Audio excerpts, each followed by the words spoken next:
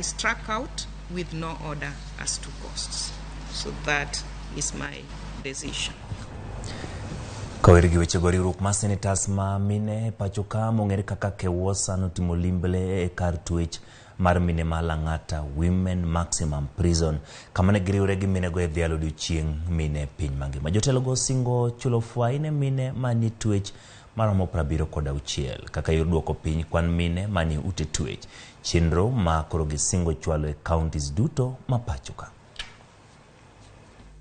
Tarik 10 dwe mar abich mana kaka higa ka higa piny ngima noriwore Dhialo joma mine.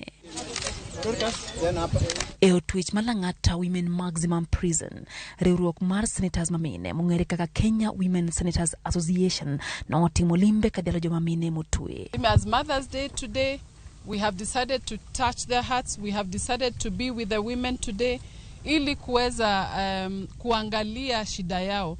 You know, Mother's Day sio ya sisi tu kukaa nyumbani, but of course ya sisi kuja na kutafuta kusaidia wamama na wale wanahitaji usaidizi. Senet ndio in charge of the devolution, and Senet exists to protect and guard devolution and ensure devolution works.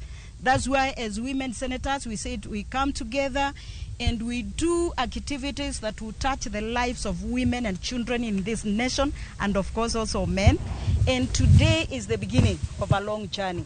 Kaka yor Dhialo joma mine, riwruogno singo chulo fwai kendo gole twech joma mine maromo 76 mantiere kod ketho matindo tinde kar twech ma Lang'ata. Spending time in prison as a woman is not easy.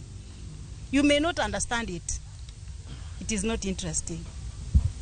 And therefore when you come and when I see the number of women senators, women partners, women from the legal fraternity, women and men from the medical fraternity and the media, it makes me feel excited. And on behalf of the Kenya Prison Service, I want to say thank you very much, and we wish all of us a happy Mother's Day. Jotelo go chiwo gi kony kaka mago mag nindo kod lep nyithindo na mine man kod nyithindo ka koro gi kwa piny owacho mondo mi ode wang' mine mayach kod mago madhodho e ng'ado bura mondo mi kik migi kit twech machuno gi dak e jela.